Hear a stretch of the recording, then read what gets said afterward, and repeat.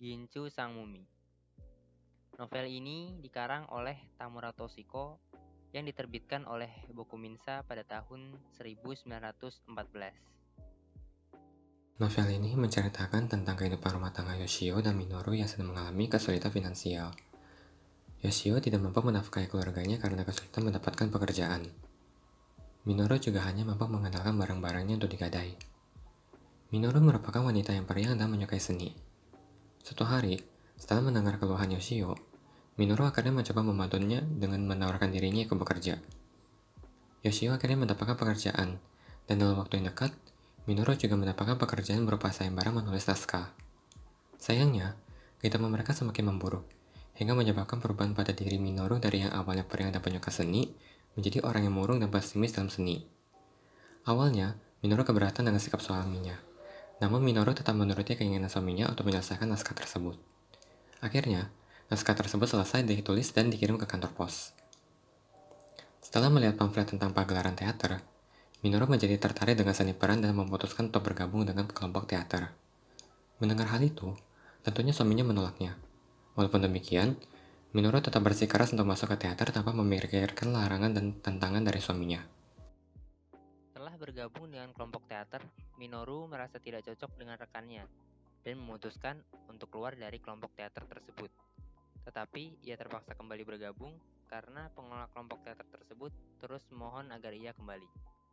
Pada hari pementasan, Minoru terus mendapatkan hinaan dari penonton dikarenakan parasnya yang tak rupawan, meskipun kemampuan seni perannya sangatlah baik. Setelah itu, Yoshio memutuskan untuk berpisah dengan Minoru dikarenakan kondisi mereka yang tak banyak berubah. Namun, nasib baik menghampiri mereka berdua. Karya yang Minoru tulis memenangkan sayembara. Tetapi, Yoshio malah membanggakan dirinya sendiri karena telah memaksa Minoru untuk mengikuti sayembara tersebut. Kemudian, juri sayembara itu juga mengatakan bahwa dialah yang berjasa karena telah memberikan nilai tinggi terhadap karya Minoru. Seakan jerih payah Minoru yang menulis di bawah paksaan Yoshio hilang di hadapan laki-laki di sekitarnya.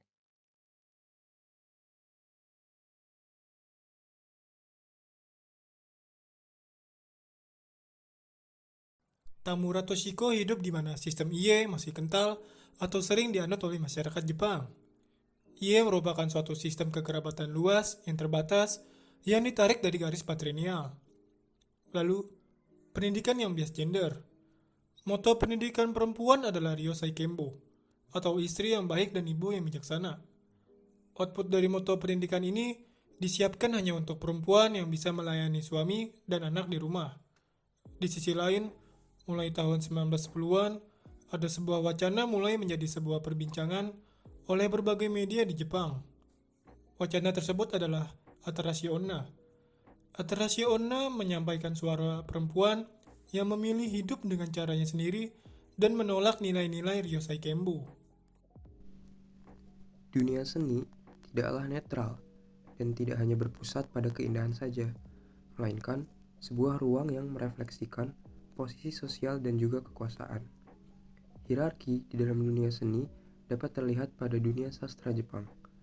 Pada buku Gincu Sang Mumi, menggambarkan posisi di mana penulis wanita didiskriminasi dan tidak mendapatkan perlakuan yang setara. Diskriminasi penulis perempuan pada zaman ini dapat terlihat dari fakta bahwa penulis perempuan pada zaman tersebut dikelompokkan dalam satu kelompok tersendiri yang juga terpisah dari penulis laki-laki.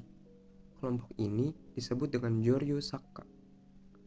Maka tidak heran jika Tamura Toshiko persoalkan posisi perempuan di dunia seni, tepatnya di dalam dunia sastra melalui karya-karya awalnya.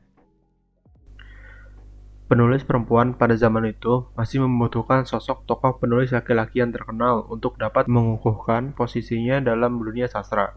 Tamura Toshiko berguru kepada Koda Rohan dan menerbitkan novel Akirame yang mendapatkan penghargaan Osaka Asahi Shimbun. Selain itu, terdapat sexual harassment, yang berarti pelecehan terhadap tulisan yang dibuat oleh perempuan. Contohnya adalah perempuan menulis sebuah karya, tetapi mendapatkan kritik yang mengecilkan karya tersebut hanya karena ditulis oleh perempuan.